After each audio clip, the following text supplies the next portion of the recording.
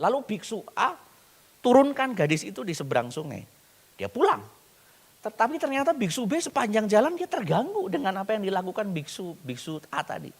Kalau dihukum sama guru, pokoknya kamu harus bertanggung jawab. Kamu ngomong, yang gendong kamu. Biksu A diam saja. Tapi biksu B ngomong terus sepanjang jalan. Sampai menjelang gerbang, akhirnya biksu A ngomong begini kepada biksu B.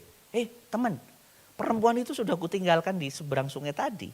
Kenapa kamu masih bawa dalam pikiran? Bisa dimengerti Bapak Ibu. Jadi ilustrasinya ya. Yang menolong sudah menyelesaikan tugasnya. Yang tidak menolong membawa dalam pikiran. Ya, membawa apalagi membawa kesalahannya orang lain. Nah ini yang kadang-kadang membuat kita juga tidak bisa, susah move on. Ya sumo itu susah move on gitu ya. Selalu terjebak dengan masa lalu. Maka Paulus di dalam Filipi pasal yang ketiga ayat 13 sampai 14. Saya bacakan untuk Bapak Ibu supaya nanti waktunya lebih cepat. Saudara-saudara, aku sendiri tidak menganggap bahwa aku telah menangkapnya.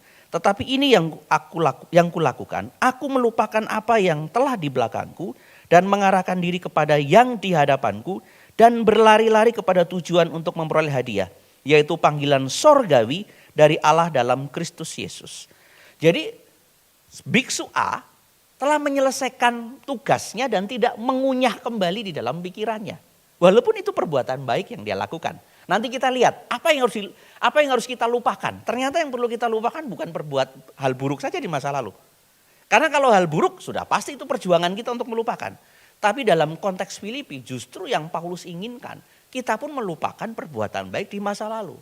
Kenapa? Harus perbuatan baik juga dilupakan. Karena kadang-kadang perbuatan baik yang kita lakukan di masa lalu menjadi celah untuk kita selalu mengungkit kebaikan yang pernah kita lakukan pada orang lain. Manusia itu kan punya dua kecenderungan.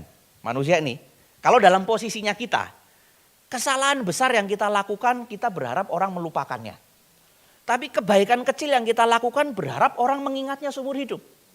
Itu kita, dalam posisi kita. Tapi dalam posisi orang lain kita berharap kesalahan kecil yang dilakukan oleh orang lain kita ingat sampai mati. Tapi kebaikan besar yang dilakukan orang lain pada kita sering melupakannya.